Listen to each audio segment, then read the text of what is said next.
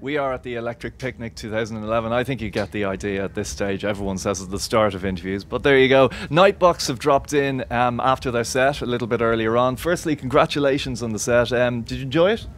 It was good, yeah. A lot of more people came than we expected, so it was a good crowd, and it was pretty good. Yeah. It's kind of a weird one in a way for being on so early, but you certainly got people kind of jumping up and down. I was even tapping my foot, which is always a fairly promising thing. Listen, can we clear something up first of all? You're an Irish band based in Canada. It's got to the point now, it's like Chinese whispers. The fact started, and now at the other end, what is the story, please? It's kind of a confusing story anytime we try and tell it. Basically, myself and Jake were brothers. We were born and raised in Toronto, and we moved to Ireland a few years ago, met all the other lads in high school there, started the band up there, and then we all kind of finished up and decided, let's move the band back to Toronto. Why not? And here we are. There's a real reverence towards Canadian music at the moment, with like bands like Arcade Fire and Broken Social Scene, so many that you can mention.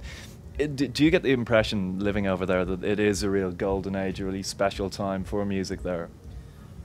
I think actually, if you were to ask us in particular as a band, we would maybe feel like the golden age for Canadian bands is sort of something that is moving into the rearview mirror.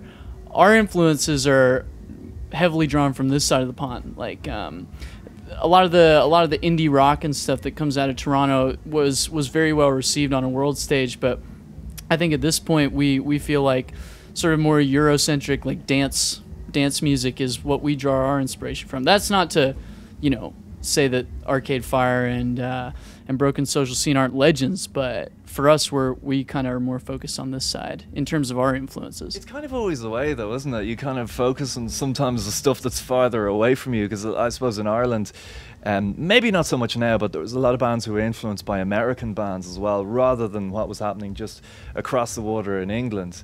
Am I right in saying that? I think so, yeah. Nick's probably well, yeah, better. and I mean, pretty much all of us have actually lived in Ireland longer than we had lived elsewhere, like in the States or in Canada. So, like, growing up and when we first actually got the band started, we were listening to bands that were kind of emerging at the time, like Franz Ferdinand, Block Party, and so they played a key role in actually, helping. I think you're right saying, like, when guys are starting a band and they want to separate themselves and sound different, they'll tend to look for something a little further afield. I remember reading an interview with like Johnny Marr from the Smiths when he said that a lot of the post-punk English bands were most heavily influenced by German bands at the time, because they didn't want to sound like what they heard on the radio. They want to sound different. So like I think you're onto something in terms of influences coming from further away. Yeah. Okay. One of the things that I picked up from seeing the set today, I mean, obviously the EP's been out since February. It's real high energy stuff. Is that something that you focused on, or is that just something that naturally grew in the music? Like the dance feel, you mean? I think we always wanted to create really danceable music. We say, like, if we get the people dancing at a gig, then we win. So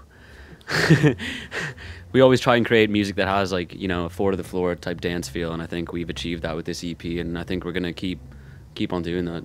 Yeah. And I think, it is something that comes naturally, because I think for the five of us, if we go and see a live show, we want to be, we want to have a good dance and just have fun at the show.